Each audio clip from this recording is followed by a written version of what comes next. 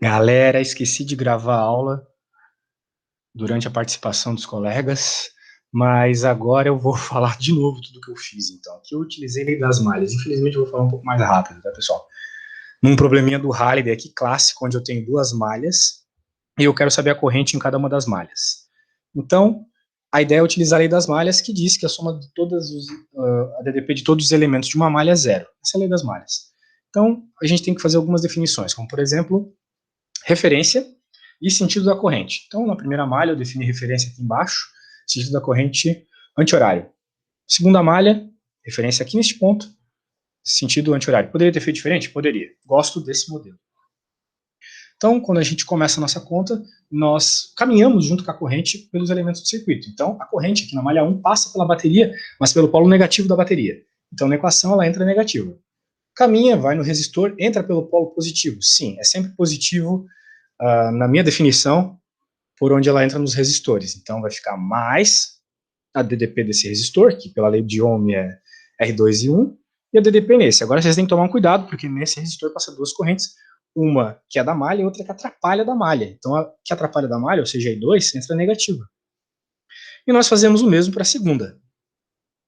Então, nós temos um sistema de duas equações, duas incógnitas.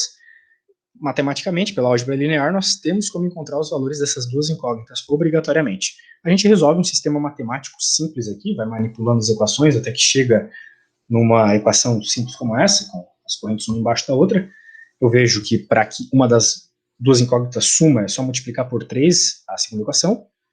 Opero, encontro a corrente 2, e como a corrente 1 depende de 2 em todas as equações, eu só faço a substituição e encontro 1 também. A corrente 2 ficou negativa aqui porque eu escolhi o sentido errado. Isso não tem problema. Só significa que a corrente, na verdade, nessa malha 2, ela se move, ela permeia pelo circuito no sentido anti-horário, não no horário. Tudo bem. Agora, a pergunta que não quer calar é: qual é a diferença de potencial entre o ponto A e o ponto B?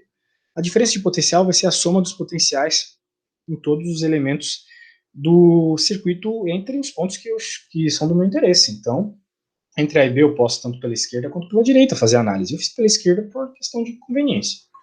Então, quais são os elementos que tem aqui? R2 e E1. E qual é o grande lance? O grande lance é que só dá para encontrar a diferença de potencial entre dois pontos quaisquer do circuito, uma vez que você sabe todas as correntes do circuito. Por isso, você sempre tem que achar as correntes primeiro, para depois encontrar as diferenças de potencial. Então, feita a conta aqui, encontramos essa diferença de potencial e já era, pessoal. Rapidamente, aí um exemplinho top que cai sempre em prova. Agradeço a atenção e falou!